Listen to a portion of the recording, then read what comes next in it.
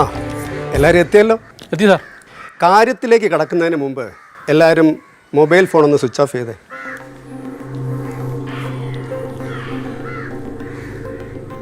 ഇവർ പത്രക്കാരല്ലേ, നിക്കറിനകത്ത് വരെ മയക്കും വെച്ചോണ്ട് വരുന്ന കാലമാണ്. അല്ലെങ്കിലേ ഇപ്പം പറയുന്നത് ഞാൻ പിന്നെ കുത്തിയിരുന്ന് കേൾക്കേണ്ടി വരും. നമ്മളങ്ങനെ വെക്കാന്ന്. ഞാൻ ചെക്ക് ചെയ്യാം സാറേ. എന്തായാലും ചെക്ക് ചെയ്യാന്ന്.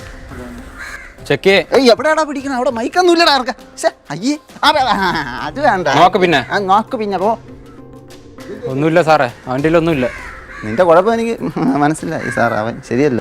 അപ്പോൾ പിന്നെ കാര്യത്തിലോട്ട് വരാം. ഓ, നമുക്കൊരു ലോഡ് വന്ന് നിങ്ങളെല്ലാം അറിഞ്ഞിരിക്കുമല്ലോ. പറഞ്ഞു.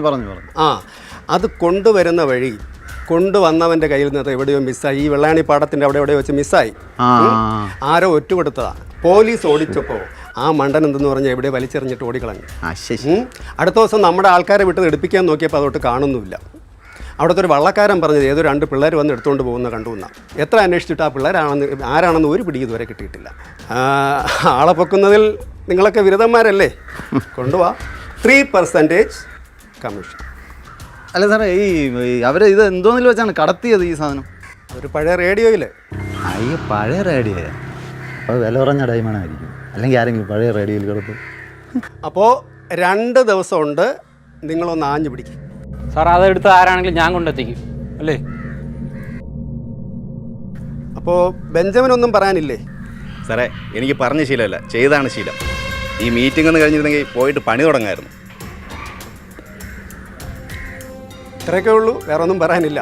എന്നാൽ പിന്നെ പണി നടക്കട്ടെ. ശരി സാർ. അല്ല സാറേ, ഈ നമ്മുടെ ഈ വെള്ളയാണി പാടത്തിൻ്റെ സമീപത്ത് വെച്ച് എൻ്റെ പഴയ ഒരു റേഡിയോ കളഞ്ഞുപോയി. അത് തിരിച്ചെടുത്ത് തരണം എന്ന് പറഞ്ഞിട്ട് എൻ്റെ പത്രത്തിലൊരു പരസ്യം കൊടുത്തല്ല, സാറിൻ്റെ ഫോൺ നമ്പറും ഇത് ഫോട്ടോയൊക്കെ വെച്ചു. ചരമകുളത്തിൽ തൻ്റെ ഒരു ഫോട്ടോ കൊടുക്കുക, അതാ നല്ലത്. വേണ്ടല്ലോ അല്ലേ? ആ, ഇതാണോ തൻ്റെ പുലിക്കുട്ടി? ഓ, ഇത് തന്നെ എൻ്റെ പുലിക്കുട്ടി. അപ്പോൾ കാര്യങ്ങളൊക്കെ കേട്ടല്ലോ. എത്രയും പെട്ടെന്ന് പണി ചെയ്ത് ഉള്ള കമ്മീഷന് മാറ്റിക്കൊണ്ട് പോകാൻ നോക്ക്. നല്ല മനുഷ്യനല്ലേ?